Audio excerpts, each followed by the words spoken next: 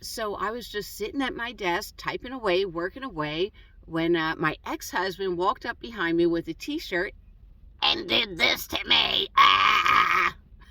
Okay, this is like 13 years later, and I can laugh about it. And I was lucky because he left, I think it's called ligature marks.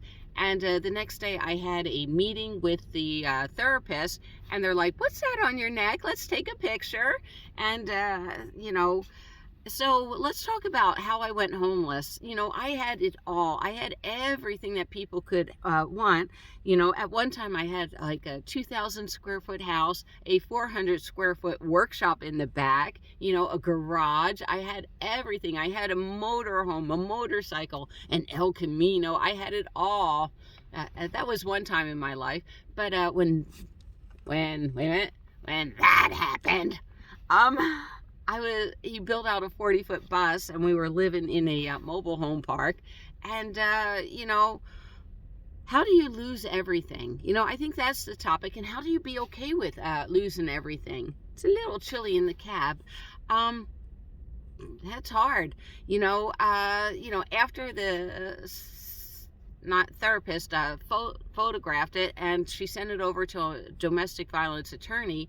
The attorney talked to me and said, "All right, so one day you're going to wake up, you're going to get a phone call, we have to do all the paperwork for you, and you're going to be living in a shelter. We're going to have the place ready. That's what we got to do. We got to file the paper. We got to do it all at one time." That was the plan. And I didn't really understand it, what losing everything is. I lost everything in one moment. I lost my identity. I've always been like 26 years his wife. I lost my community, where I lived, at Redlands. Everybody knows Redlands. I love Redlands. I love Redlands. Where I lived, I lost all my friends due to domestic violence. You're not allowed to say, "Hey, I'm over here at this shelter, and don't tell my husband." That never works. But I wanted to talk about the day the phone call came in. So I'm just, it was probably like 8 in the morning, and you can't let the violent person know anything, because then they go crazy on you. And so one day I got the call, and it was time to just go out that door. I kissed him goodbye, got in my van, and I drove to the courthouse. That was it. And what the reason why I'm a little odd about it is, at that moment I felt like, if you stand on the edge of a cliff, that's a good word for it, and my face was facing the cliff, and my back was facing where I was going to jump, and I spread out my arms, and it's like, "God, please catch me, I'm falling."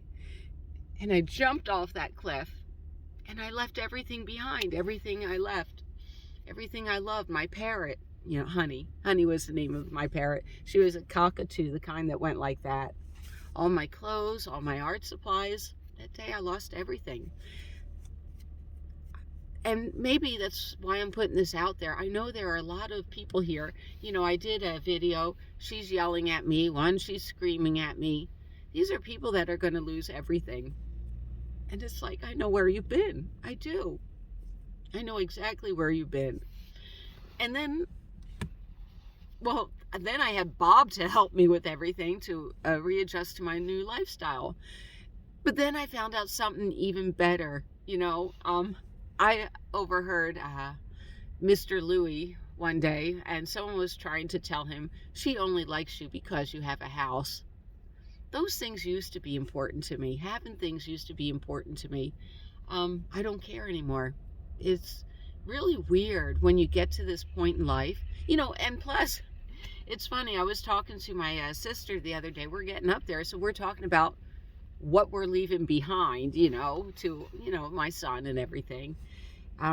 It's a different world. I think that was the worst thing I ever had to go through. Making that leap of faith. That's what it was a leap of faith. And look where I'm at right now. People say, "Oh, I feel sorry." I'm doing videos on how to brush your teeth in the van, how to do this in the van. And one of them wrote, "I'm so sorry for you." And it's like, don't. I escaped the chains. You know, Bob talked on Nomadland about the yoke that we willingly put around our neck, you know, to be driven by money and stuff. Wait a minute, someone's car horn went off. But yeah, to be driven by money and stuff. I'm not driven by money and stuff. I don't care. You know, it's like I'm having the best time at the RTR. I'm making so many friends. I'm able to help so many people. And I think that's what life is about. It really is. All right, I'm going to not make this a long one. I'm still a little teary-eyed. I hope everybody has a good morning. I have my coffee. I'm going to jump in the back of the cab with the fabulous Miss Lucy and give her a little pet massage this morning. Thanks, Kate, for showing me that. And everybody, I hope to see you all down the road, and I hope you find as much joy and happiness as I have. All right, bye.